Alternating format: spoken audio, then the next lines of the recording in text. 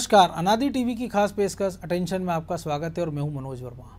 मुरैना में जहरीली शराब कांड के बाद जहां शराब को लेकर सियासी घमासान मचा हुआ है, वहीं प्रदेश के गृह मंत्री नरोत्तम मिश्रा ने नई दुकान खोलने की राय रखकर और आबकारी आयुक्त ने सभी जिले के कलेक्टरों को पत्र भेजकर सियासी पारा और चढ़ा दिया है। कलेक्टरों को यह पत्र ऐसे समय भेजा गया है जब मुख्यमंत्री शिवराज सिंह चौहान खुद ये कह चुके थे कि प्रदेश में शराब की नई दुकानें नहीं खोली जाएंगी। तो कांग्रेस ने भी प्रदेश में मचे सियासी घमासान में अपनी रोटी सेकना शुरू कर दिया है। तो आज हम इसी विषय पर चर्चा करेंगे, लेकिन इसके पहले देखिए हमारी ये खास रिपोर्ट।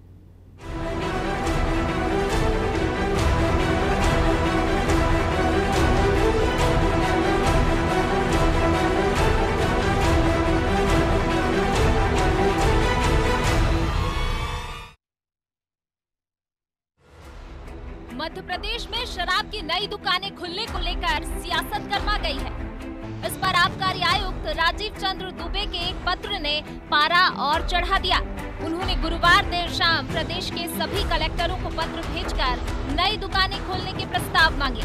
आबकारी आयुक्त ने पत्र में लिखा कि शहरी क्षेत्र में कम से कम 20% नई दुकानें खोलने का प्रस्ताव दें और ग्रामीण क्षेत्रों में जहां शराब की दुकानें नहीं हैं, वहां के लिए प्रस्ताव अनिवार्य रूप से भेजे जाएं। हालांकि विवाद बढ़ता देख आयुक्त ने प्रस्ताव वापस ले लिया, लेकिन मामले की गंभीरता को देखते हुए खुद प्रदेश के गृह मंत्री डॉक्टर नरोत्तम मिश्रा को सफाई देनी पड़ी। उन्होंने कहा कि मैंने अपनी राय रखी थी, उमा दीदी ने अपनी राय रखी, निर्णय मुख्यमंत्री को लेना है। जहां तक पत्र का सवाल है, यह प्रशासनिक प्रक्रिया है, यह हर साल चलती है। उसी कड़ी में इस साल भी प्रारंभ हुई है, क्योंकि अगले महीने से ठेकों की नीलामी होनी है, इसलिए यह उस प्रक्रिया का हिस्सा है। सभी को अपना विषय रखने का पूरा अधिकार है। वो हमारी राष्ट्रीय नेता हैं। संगठन और सरकार दोनों उनकी बात को गंभीरता से लेगा, ऐसी मेरी मान्यता है। मैंने अपना राय रखी, उन्होंने अपनी राय रखी। अब निर्णय मुख्यमंत्री जी को लेना है। जहां तक पत्र का सवाल है, प्रशासनिक, ये प्रशासनिक प्रक्रिया है, ये हर साल चलती है। उसी कड़ी में इस साल भी प्रारंभ हुई है। चूंकि अगले महीने से ठेकों की नीलामी होती है, तो उस प्रक्रिया का एक भाग है। तो शराब मामले में अब पूर्व सीएम उमा भारती भी मुखर हो गई हैं।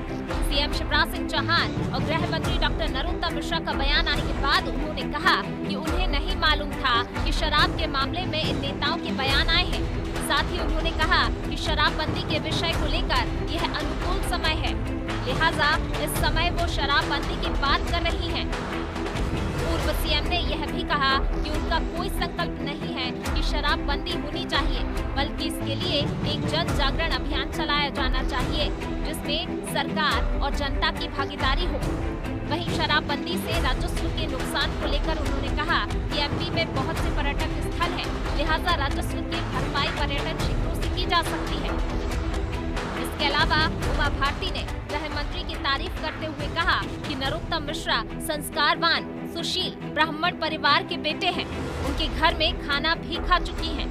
उन्होंने जो भी बयान दिया है वो एक मंत्री की हैसियत से दिया है। उमा भारती ने यह भी कहा कि शराबबंदी की वैचारिक शुरुआत एमपी से होनी चाहिए। मैंने जब कहा तब मेरे ध्यान में ये बिल्कुल नहीं था कि नरोत्तम मिश्रा जी और पार्टी की सरकार के दूसरे मंत्रियों के कोई बयान चल रहे हैं। मैं तो वो समाचार देखी जिसमें कमलनाथ जी और शिवराज जी का कोई बयान था, तो मैंने सोचा अब समय आ गया। मैं समय की प्रतीक्षा में थी कि जो शिवराज जी से बातचीत हुई थी उसको आगे बढ़ाऊंगी। नरोत्तम मिश्रा तो एक बहुत संस्कारशील, वैभवशाली ब्राह्मण परिवार के हैं और मेरा उनका परिचय तो जब हम दोनों बचपन के थे तब से है। मैं उनके घर पर भोजन करने जाती थी, प्रवचन करने जाती थी जब डबरा में, तब वो तो एक मंत्री के नाते अपना वक्तव्य दे रहे। शराबबंदी पर जारी घमासान में कांग्रेस ने भी अपनी सियासी रोटी सेकनी शुरू कर दी है।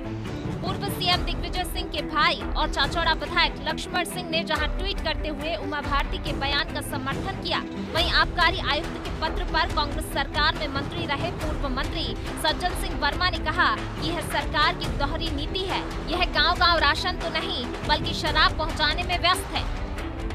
बीजेपी से जुड़े लोग जो जहरीली शराब का धंधा चला रहे हैं, उन पर कार्रवाई नहीं की जा रही। वहीं सज्जन सिंह ने उमा भारती के बयान का समर्थन किया और कहा कि शराबबंदी से महिला विरोधी अपराध रुकेंगे। मैं उमा भारती जी की बात से सहमत हूँ। एक साध्वी का जो कर्तव्य है उन्होंने बड़ी ईमानदारी के साथ निभा के कहा कि शराबबंदी होना चाहिए। नरोत्तम मिश्रा कहते हैं मैं 3 गुना दुकान खोलूंगा। शिवराज कहते हैं कि अभी निर्णय लेंगे। आबकारी मंत्री का अलग बयान आता है। तो ये प्रदेश की जनता को समझ में नहीं आ रहा है कि सरकार चला कौन रहा है। शराब दुकान खोलने से शुरू हुई राजनीति ने सियासी रूप ले लिया है। कांग्रेस नेता शराबबंदी की मांग करने लगे हैं, लेकिन इन नेताओं और पूर्व मंत्रियों की मांग पर कहीं न कहीं सवाल उठने लाजमी है, क्योंकि अगर शराबबंदी इतनी जरूरी है तो उन्होंने अपने शासनकाल में शराबबंदी क्यों नहीं की, या फिर विपक्ष में आने के बाद ही शराबबंदी जरूर हो जाती है। ब्यूरो रिपोर्ट, अनादि टीवी।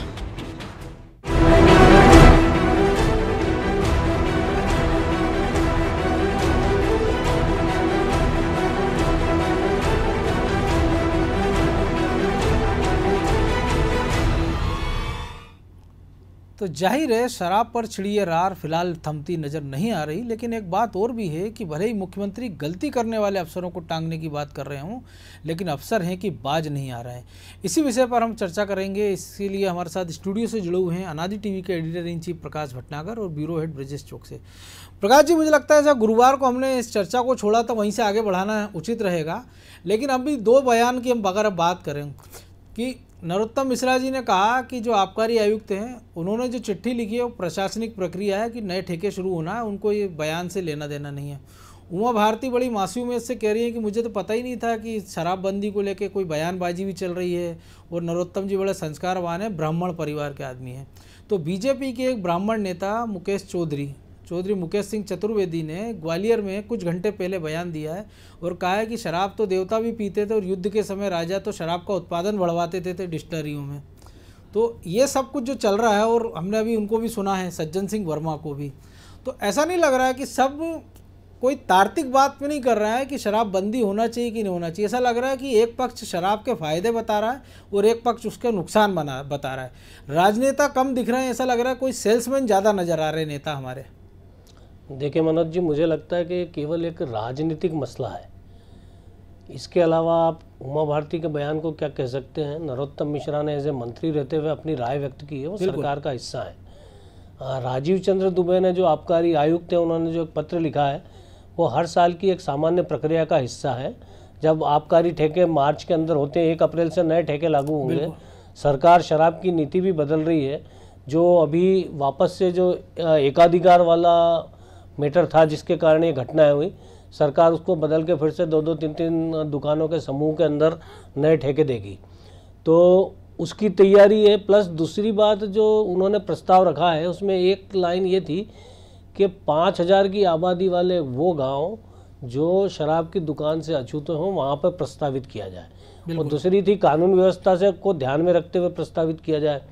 अगर ये 5000 की आबादी वाले गाँव में देशी शराब मिल रही होती तो लोग नकली शराब की तरफ आकर्षित नहीं होते, बिल्कुल, और जहरीली शराब से नहीं मरते। तो ये एक तकनीकी पॉइंट है कि जो सरकार शराब की दुकानें बढ़ाने की बात कर रही है, जो लोग इसके पक्ष में हैं, निश्चित तौर पे मैं भी मानता हूँ कि अगर सरकार को जहरीली शराब से, खराब शराब से, शराब की तस्करी से, शराब माफिया से मुक्ति पाना है तो शराब की दुकानों से ही जो जिनका लाइसेंस सरकार देती है वहीं से शराब बिकना चाहिए, और वो शराब पीने वाले की पहुंच में होना चाहिए। सवाल इसके नैतिक इशू का नहीं है कि आप संस्कारी परिवार के हो तो शराब नहीं पिएंगे। मैं क्या असंस्कारी हूँ? अगर मान लीजिए मैं पीता हूँ तो क्या मैं असंस्कार हूँ, या ब्राह्मण शराब नहीं पीते या जैन शराब नहीं पीते?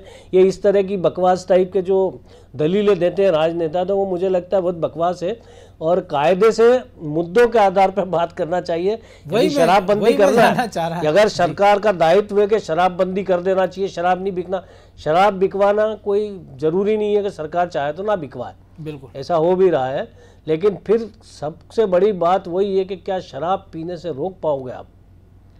क्योंकि तस्करी की शराब फिर मिलेगी, फिर पुलिस वालों की और आबकारी विभाग वालों की चांदी हो जाएगी।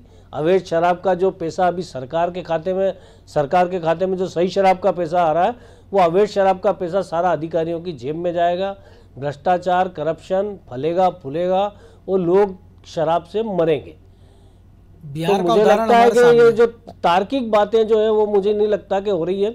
कुल मिला के एक राजनीति हो रही है। ऐसी राजनीति हमने दिग्विजय सिंह के काल में भी देखी थी, जब दिग्विजय सिंह मुख्यमंत्री थे और उनके उप मुख्यमंत्री सुभाष यादव थे, तो उन्होंने भी बड़ा आंदोलन शराबबंदी का किया था। बिल्कुल, लेकिन उसका कोई तर्कसंगत उसका भी नतीजा नहीं निकला था और उसके बाद मध्य प्रदेश में तो आज तक कभी ऐसा हुआ नहीं। यानी कि अभी हम जो कह रहे थे कि कोई तार्किक बात नहीं कर रहा, केवल हवा हवा में बात कर रहे हैं और सबको ये लग रहा है कि एक अच्छा मुद्दा है जिसमें अगर रोटी सेक ली जाए। दूसरी बात मनोज ये भी है कि सरकार ने प्रस्ताव रखा है, प्रशासन ने अपने स्तर पर प्रस्ताव रखा 20% दुकानें बढ़ाने का जी। अब जब कैबिनेट की बैठक में ये मसला जब भी आएगा तो शिवराज सिंह चौहान मना कर देंगे कि नहीं, जितनी दुकानें उतनी से ही काम चलाओ, और वो इस चीज़ का उन्हें श्रेय भी मिलेगा। वैसे कायदे से जो मतलब नीति संगत बात है कि शराब की दुकानें सरकार को बढ़ा लेना चाहिए। जी ब्रजेश जी, जो कुछ है शराब की दुकान बढ़ाना चाहिए, लेकिन जो उमा भारती ने कहा कि मान लेते हैं कि वो साध्वी हैं, पूजा पाठ में रही होंगी, तो शायद उन्होंने पढ़ा नहीं होगा कि नरोत्तम मिश्रा या बाकी मंत्री क्या कह रहे हैं शराबबंदी को लेके। लेकिन जो कमिश्नर हैं उनको तो पता है कि अगर मुख्यमंत्री की जो मंशा है, उनकी जो उनके मंत्री विभागीय मंत्री की मंशा है कि नई दुकानें नहीं खोलना है, और वो चिट्ठी जारी कर देते तो एक प्रशासनिक प्रक्रिया अगर है तो फिर इस काम के लिए तो बाबू भी कर लेते हैं।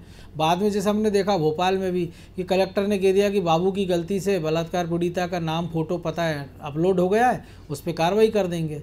तो अगर सब कुछ बाबुओं के भरोसे होना है तो अफसरों की पोस्टिंग की ज़रूरत ही क्या है? बिल्कुल मनोज जी, ये बताता है कि बाबू कितने वो काम करते हैं और अफसरशाही एसी में बैठे रहते हैं। बाबू कागज ले आए, उस पर साइन कर देते हैं, तो अफसर ही जिम्मेदार हुए, साइन से तो उनके जारी हुआ है। मतलब बाबू सरकार चला रहे हैं, बाबू प्रदेश चला रहे हैं। तो हम जो सबसे टॉप क्लास जिसकी बात करते हैं IAS IPS की, यदि वो बाबुओं के भरोसे है तो फिर इतनी तनख्वाह 2-2 लाख रुपए हम क्यों दे रहे हैं कलेक्टर SP को? उनको हटा दो। बाबू को 15,000 का जो आदमी काम कर रहा है उस पे उसके काम को ही ज्यादा महत्व है। यदि वही पूरा सब संभाल रहा है तो देखो सरकार का बोझ ही खत्म हो जाएगा। और हो सकता है सिविल सर्विसेज वालों को बाहर कर देना चाहिए। हो सकता है उस बाबू ने भी किसी संविदा कंप्यूटर वाले से जो 8,000 की तनख्वाह में काम कर रहा है उससे टाइप करा लिया। तो ये सिस्टम की खामियां बता रहा है। जिस तरह से हम देख रहे हैं कि स्कूल विभाग में, शिक्षा विभाग में किस तरह से सिस्टम खामी, कि शिक्षक, अतिथि शिक्षक उन्होंने पूरा कोलैप्स कर दिया। ऐसे ये सिस्टम खराब हो रहा है। रही बात शराब की, तो मुझे लगता है कि मनोज जी इसमें दोहरा चरित्र है सरकार का। सरकार अंदर खाने में कुछ और करती है, बाहर कुछ और दिखाती है। फिर सरकार किसी की भी हो, सरकार किसी की भी हो, जब आप विपक्ष में रहते हो तो आप शराबबंदी की राग अलापने लगते हो, क्योंकि आपको जनता से जुड़ा महिला वोटर दिखते हैं जो प्रभावित हैं, जिनके परिवार प्रभावित हैं, उनके आप उनको मुद्दा बनाते हो, उनकी सहानुभूति लेना चाहते हो और आप शराबबंदी का राग अलापने लगते हो। और जब आप सरकार में आते हो तो आपको राजस्व दिखता है, सरकार चलाने की बात आती और दूसरे विकास कार्य दिखते हैं कि हम ज्यादा से ज्यादा काम कर सकें, तब आपको धन की जरूरत पड़ती है। तो तब आप शराब दुकानें खोलने की, बढ़ाने की मांग करते हो। आज भी हम देख लें तो कांग्रेस सरकार शराब की दुकानें बंद करने वाली थी क्या? नहीं, कांग्रेस सरकार शराब की दुकानें और बढ़ाने वाली थी, और बाकायदा वो उन लोगों को जिनको उपलब्ध नहीं हो पा रही थी, विदेशी जो विदेश में बिकती थी ब्रांडेड शराब, उसके आउटलेट खोलने वाले थे वो, और बाकायदा शराब की दुकानें भी बढ़ाने वाले थे। अब भाजपा आई, भाजपा ने कहा कि शराब की दुकान है। जिस तरह से जो कांड हुए, 3 कांड हमारे सामने आए, उज्जैन और रतलाम और इसके बाद मुरैना, जिससे अवैध शराब से जो मौतें हों, तो निश्चित तौर पे SIT गठित हुई थी, वो गई होगी वहां पे, वो जो जांच करके आई है, एक तो जांच करके आई किस तरह से अवैध शराब मिल रही थी, तो उसमें यह भी आया कि क्यों मिल रही थी, बिल्कुल किस वजह हैं, तो वो वजह आई सरकार के सामने। तो अधिकारियों ने, सरकारियों ने बैठ के क्या कि क्या करना चाहिए कि हमें आगे ऐसी घटना ना हो। उसी में एक बात ये आई कि आप शराब सुलभता से उपलब्ध करा देंगे तो लोग अवैध शराब और ऐसी जानलेवा शराब नहीं पिएंगे। तो उसी कड़ी में ये निर्णय हुआ होगा जो बाहर आ गया। बाहर आया तो तमाम तरह के विवाद होने लगे, विपक्ष सियासत करने लगा, सत्ताधारी पार्टी में भी सियासत होने लगी, और फिर विचारधारा की और उसकी बात आने लगी कि हम आगे बढ़ाने वाले। पुराने बयान है जो आड़े आ गए, सरकार में निर्णय हो गया। तो उसी निर्णय के अनुसार एक आयुक्त ने चिट्ठी लिख दी कि भाई आप प्रस्ताव दे दीजिए, आपके यहाँ 5,000 वाले कैसे गांव हैं जहां पे हम शराब की दुकान खोल सकते हैं। तो वो चिट्ठी का बवाल हो गया। अब आप देखिए, शराब की दुकानें तो वैसे भी बढ़ रही हैं और आगे भी बढ़ेंगी, लेकिन सियासत हो रही है यहाँ।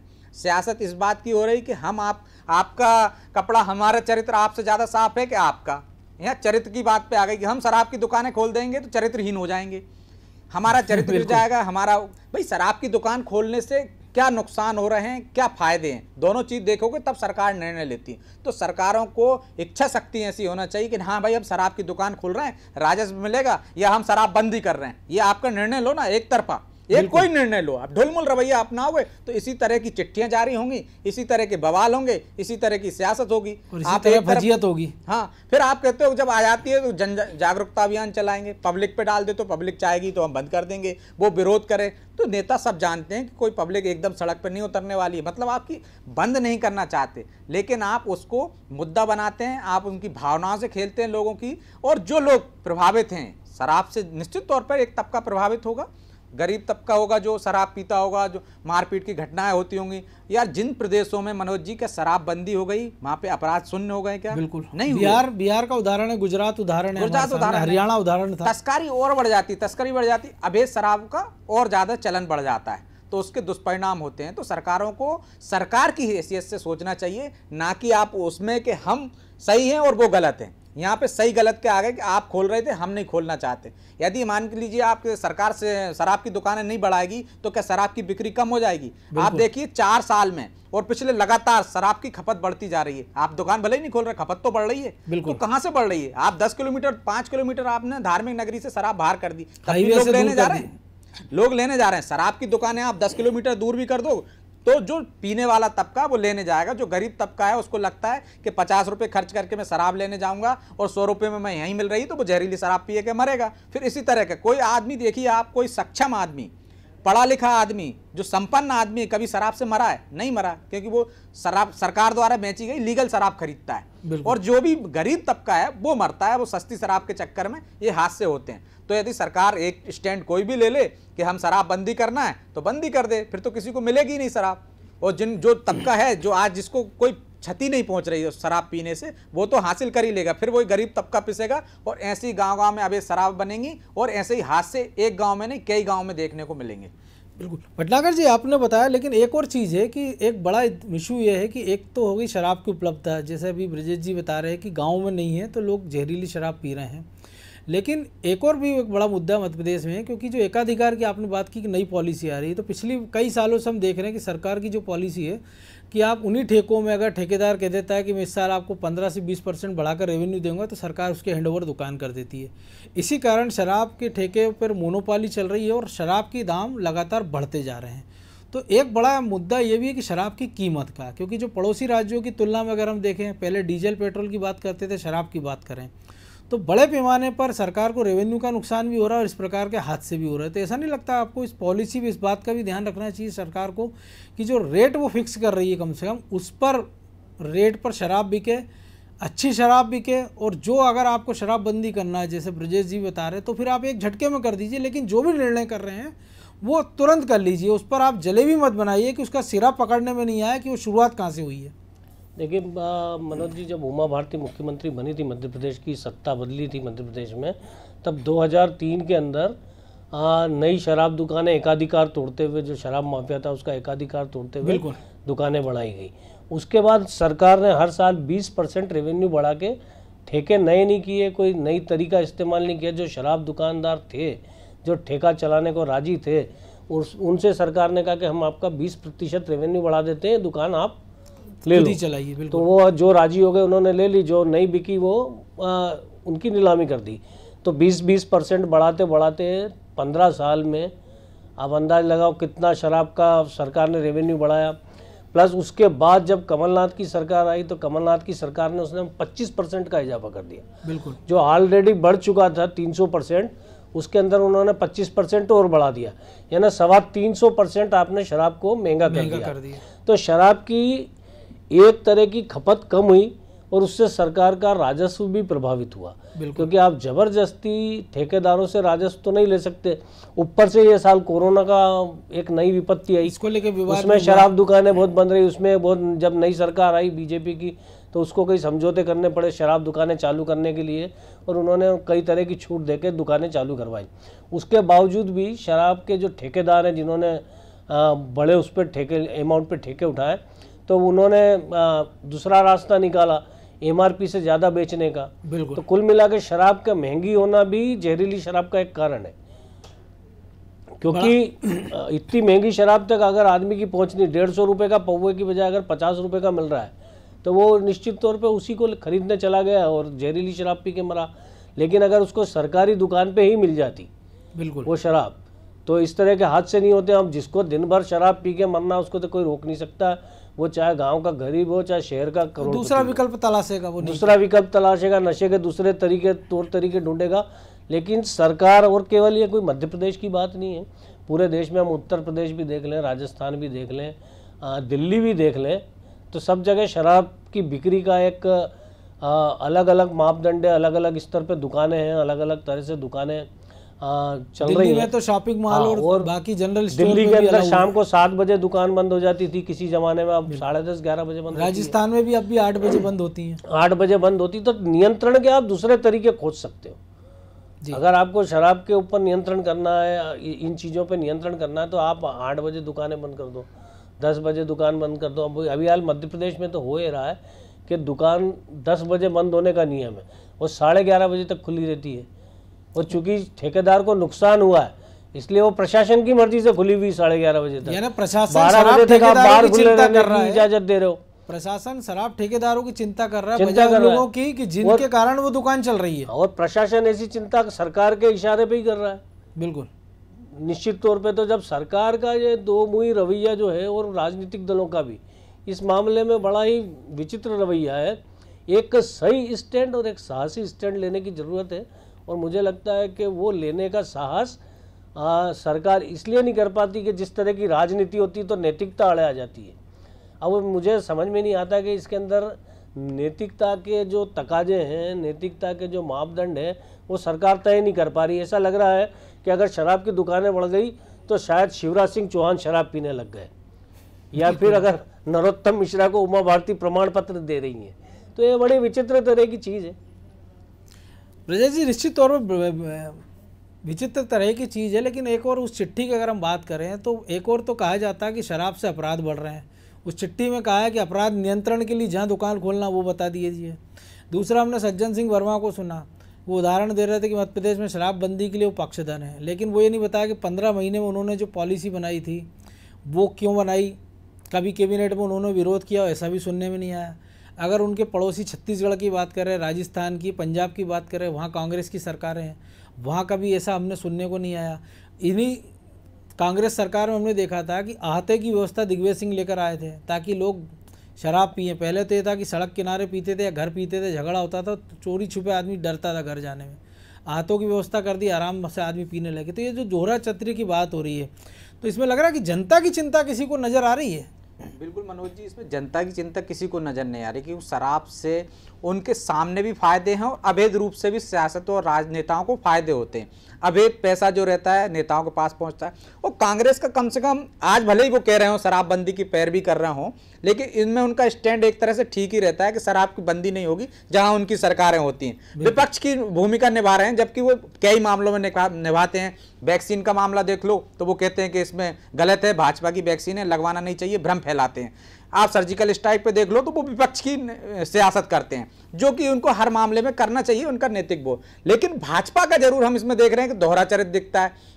आप एक तरफ बंद करने की बात करते हो और एक तरफ आप शराब की दुकानें बढ़ाने की बात करते हो, तो स्टैंड तो दोनों ही नेताओं को, दोनों ही दलों को एक लेना चाहिए। आज आप बंदी की बात कर रहे हो, जब आपकी सरकार होती है तो आप खोलने की बात कर रहे थे, दुकानें बढ़ाने की बात कर रहे थे, विपक्ष में आए। तो इससे ये साबित होता है कि जनता के हित में कोई नहीं बोलना चाहता। शराब के नशे पे आप बात कर रहे हो। अब जैसे साध्वी जी की हम बात करें तो कौन सा साधु संत है जो नशा नहीं करता हो? शराब छोड़ दीजिए, अफीम, गांजा, चरस, कोई भी साधु संतों को सप्लाई करती है। जब कुंभ लगता है सरकारें सप्लाई करवाती हैं, वहाँ दुकान खुलवाती हैं कि भाई आप लीजिए। बिल्कुल, साधु संतों को रोक नहीं है। हमारे यहाँ भांग की और उसकी दुकानें खुलती हैं, होते हैं, बिल्कुल ठेके होते हैं, बाकायदा दुकानें खुलती हैं और साधु संत वहाँ से लेते हैं, पूजा पाठ में लगता है। तो आप तो जैसा कि वो कह रहे थे चौधरी जी कि हमारे यहाँ तो देवी देवता भी पीते हैं, तो आपने उज्जैन से क्यों शराब बंदी नहीं की? जब ये परंपरा है और आप बंद नहीं कर सकते हो, किसी को नशे से दूर नहीं कर सकते हो। आपने नशा मुक्ति केंद्र खोलें, निश्चित तौर पर यदि वहाँ कोई एडिक्ट हो गया है तो आप उसका इलाज कराइए, या पूरी एक तरह से पूरी शराबबंदी कर दीजिए, नशे पे पूरी पाबंदी कर दीजिए,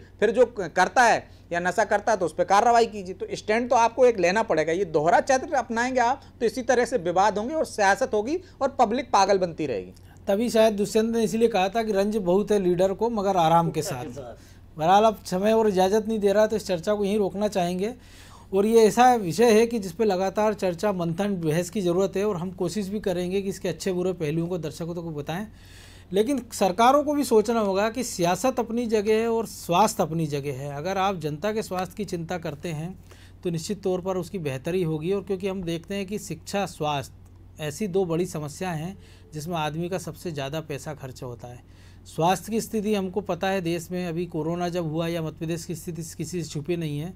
और हम जो एजुकेशन की बात करें, अगर शिक्षा की बात करें, तो अभी जो सरकार ने बैरोमीटर जारी किया, इंडेक्स जारी की, एक सूची जारी की है, उसमें मध्य प्रदेश कई पिछले पायदानों पर खड़ा नज़र आ रहा है और दिल्ली सबसे आगे नज़र आ रहा है। तो सरकारों को एक समग्र रूप से एक विचार करना चाहिए, एक नीति पे बात करना चाहिए जिससे जनता का भला हो सके, बजाय कि चंद चुनिंदा ठेकेदारों का, उद्योगपतियों का। अटेंशन में आज इतना ही। मुझे दीजिए इजाज़त और आप देखते रहिए अनादि टीवी। नमस्कार।